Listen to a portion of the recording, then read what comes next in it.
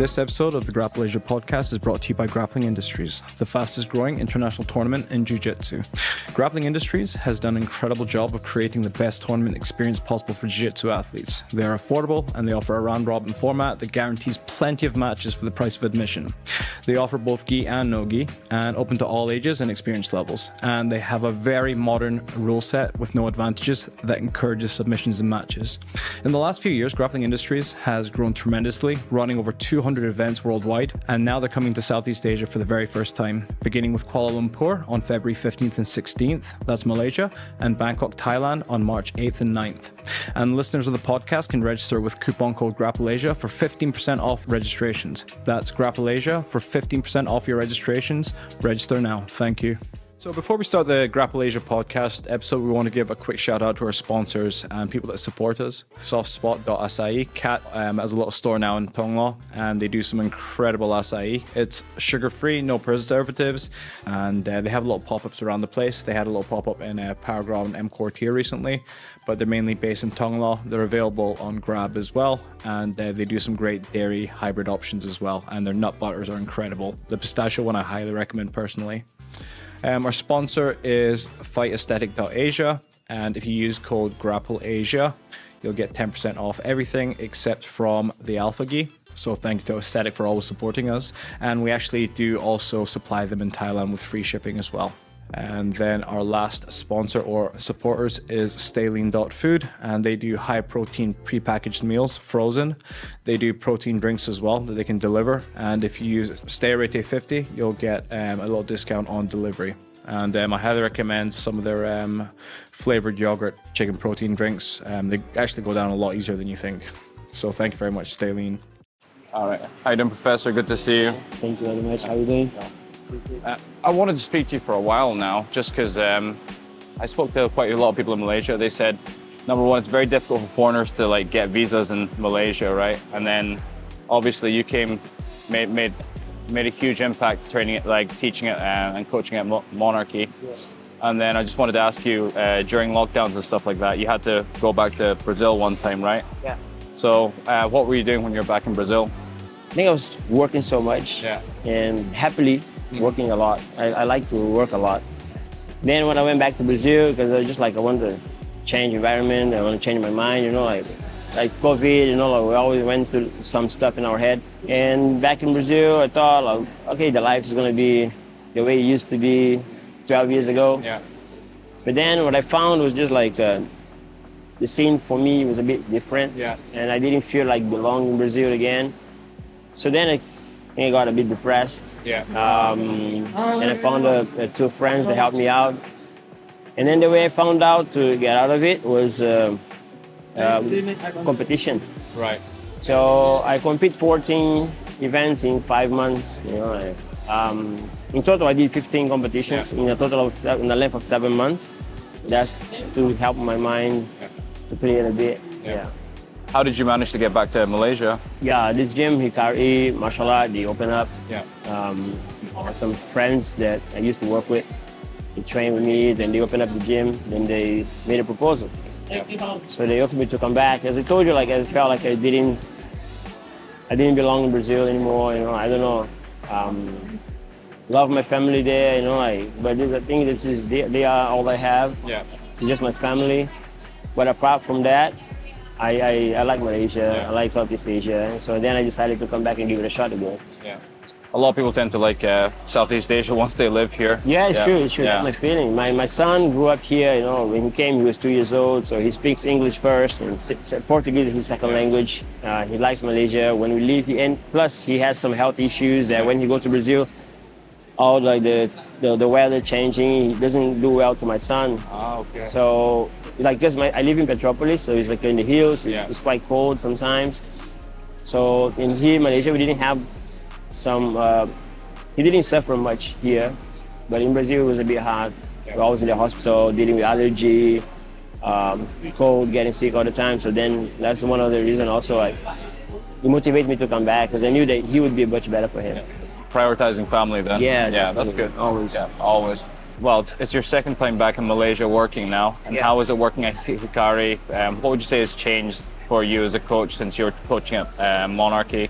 it's new, you know, like I get to work with new people, you know, like a few people came train with me, like my old students, but not many of them. So I'm glad, because I didn't want to have any negative impact with all the business, because I got a lot of what I have from the opportunity they gave me in the past. So I'm very thankful for that. But I'm happy that I get to work with a lot of new people, a lot of new white belts, new friends, you know, and make new friends. So we start from zero, actually, you know, and so Cassandra is a big part of it, because she was the one, the front, as a head coach, taking care of the gym. And then when I came in, when they brought me in, so then I took the lead as the head coach, and we've been working together since then. So we have a huge women's team, you know, like the kids class keep growing, it's growing beautiful. We have a beginners class where we prioritize like the introduction, the fundamentals for them, you know, like we give them like a certain number of classes that they have to attend before they go to the intermediate advanced class. So yeah, I still work like a lot the way I like, but I've been before we didn't have much knowledge. There was not much in terms of like teaching. A lot of the methodologies was like mostly people they keep for themselves. But then during COVID, everybody started like sharing more stuff. Then also in my time in Brazil, I got to learn a lot. I did a seminar with Mario Hayes on how to train a competition team. I did a seminar with Melky Galvão, like Mika Galvão's father, on how to run gyms and how to train a competition team, a methodology for training. I did a seminar with Fabio Gugel on like how to manage a gym and all this kind of stuff. So I've been absorbing a lot. It's not, instead of like watching instructionals and learning techniques, a bunch of techniques, I've been learning like how to deliver jiu-jitsu, how to teach better. This is my goal at the moment, you know, like just to learn and how to approach people with jiu-jitsu, like because we have people that they won't identify with jiu-jitsu depending on the way you demonstrate. So I want to hit those, like all kinds of people, you know. They come. I want to be able to communicate with everyone. Not just the competitor, not just the guy who wants to train hard, but also with the person who's shy. But give them an opportunity to try jiu-jitsu, you know, in their own pace. That was the biggest thing with Arete as well. We introduced the fundamentals program, and we made it so that like people that are intimidated maybe going to the all levels class, because like back in the old school jiu-jitsu when I started in the UK, it was like you sink or swim, you know. I was like that as well. And then I honestly, thanks to this a bit weird understanding that we didn't know better before, so many people didn't try jiu-jitsu because of us, because of the way we introduced jiu-jitsu to them, because it was all about porrada, train hard. Oh, bro, if you cannot take, then this is not for you. That's why I think it was a big eye-opening when we start. Because before, people laugh at all the gyms, such as, I don't want to say names, but there was some gyms that people laugh because they bring jiu-jitsu like to a level down a little bit, a level a bit lower, to give people a softer, easier understanding about the martial art. And then later on, these people, they will stay, and then they can train porrada, they can train hard. But back then, like as you say, like in the old school, when someone comes and say like, oh, we have a class where you have to you won't spar for 60 class, and it was like, oh, come on, that's not real jiu-jitsu. Because like my own experience, I spar on my first day. And then in my understanding, everybody can spar on the first day. But then I was 16 years old, I have all my motor skills well developed, grew up in Brazil, riding horses, playing football, jumping, climbing trees and stuff like that. So a lot of people, they don't come with that background. I thought like, because we say like, oh, I didn't die, you won't die, so you can go first. But then that's not the reality. So that's why, man, the more, when we say the black belt is the beginning, it's true, because then you have to learn all over again. Especially like knowledge-based wise, I mean, by the time you get to black belt, most average people, they start getting into their late 20s, maybe at the earliest, A lot of my students, they are all over 30. My oldest student is 65 years old. So if I don't have better way to teach this guy, he will quit. You know, like diabetes. So I have two guys with like diabetes, and then this guy got COVID. He almost died from COVID, and then he cannot spar very hard. So I cannot just say, oh, bro, then this is not for you. No, I have to maybe slow down for him a little bit, and then that doesn't mean that I'm soft. I treat you one way and treat that guy a different way because he's different than you, you know, like he has a condition. Another thing I realized is obviously, I don't know about you physically, but after 35, I definitely felt like physically I'm slowing down a little bit more. Man. Passing on. I'm 40 now, and I can feel that my body hurts for no reason. Or maybe for being doing this for 25 years, and then now my body's like, hey, it's time to pay back now, you know? Well, I find that my body can't keep up as much anymore, but the one thing I can keep up with is definitely like growing mentally and being able to teach and pass on knowledge, like better. Like you said, you got to meet people where they are now as well, and like you'd rather more people did jiu-jitsu than just the select few that are like exactly. I think that's what happened to us after we spent a couple years as a black belt, and then you spend so much time on the mat. You meet so much different people with different needs, and then you slowly get out. I mean, of course, you have to give yourself an opportunity to be open-minded and to learn that people are different, and then they have to have a different approach instead of just everybody like, no, everybody's the same, they have to go through the same thing. If they choose to go harder, then okay, then you welcome them, but it's nice if you can build them to that stage, give them a chance at least, because many, like as you said in the past, just don't want to repeat myself, but it's just like, bro, no, you have to do this. Oh, but I can't. Okay, so you're out. Yeah, that's what the attitude was before. I used to do that a lot, and then I didn't know better because nobody teach you how to teach. No. Right? No. Yeah, that's why now with a bunch of instructionals out there, it's nice to find some people willing to teach you how to teach. You know? I did a methodology for kids also. Our kids program, we follow the winner's methodology from Professor Wendell.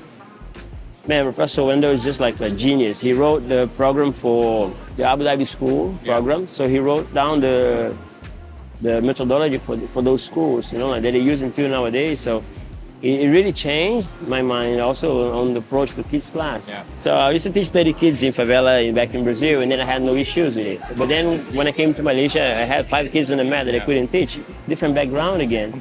So I had kids who grew up in an apartment, the father maybe like overprotection, because I do this to my son nowadays. So sometimes I look at my son like, how come you cannot do this? How come you cannot do that? When I was your age. But then it's almost like I'm raising him on a bubble, you know.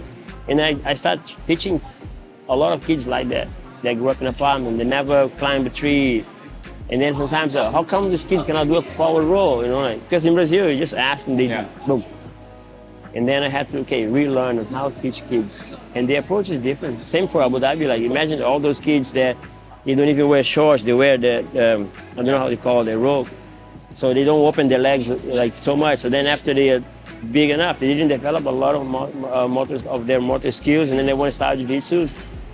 People that can barely run to kick a football. So you have to adapt, you have to learn, you have to relearn everything, forget what you know, forget what you think you know, and then listen to all kinds of the people that have been successful, So because what I see is that all the guys after they got good, winning tournaments, everybody laughed the way Master Elio Gracie used to teach, that's old. But now if you pay attention, everybody's doing the way he used to do. Because that was like, come on, the guy was ahead of the time. So what's the future plans now? Future plans still, I want to be a World Master Champion. I've been trying for 3 years, I'm training very hard. This year didn't go well for me. Lost to Gabriel Moraes, and quarterfinal again. I think it was quarterfinal. It was the 3rd round. I think that I want to be world champion one day. I tell my students, like, even as a Master 7, man, I'm going to be world champion. I'll try. I'll train as much as I can. I saw Professor Jeremias, he's a coral belt, and then he won the World Master this year, and then he said, I wait for this title for 50 years. So who am I to give up?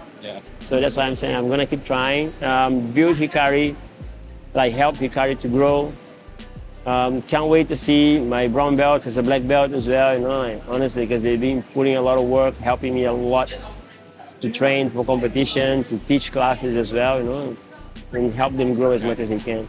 And my last question is, who would you like to thank?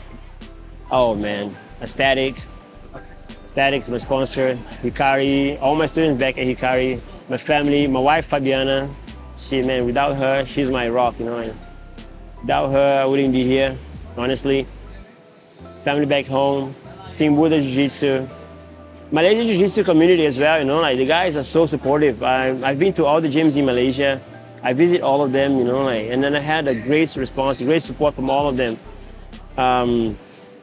Yeah, I think because of this respect that I got for the Malaysian community, the Jiu-Jitsu community in Malaysia, and it gives you fire to keep going, you know, like, because you see that you are reaching so many people, you are impacting some people's life, maybe on the way you behave. Some people, they come to me and thank me for a single message that I put on Instagram sometimes, you know, like, because sometimes I don't know, I just feel that as I need help, someone out there needs help as well, you know, like, so I remember that I put like I used to write a good morning message for 1 year straight, every day without skipping.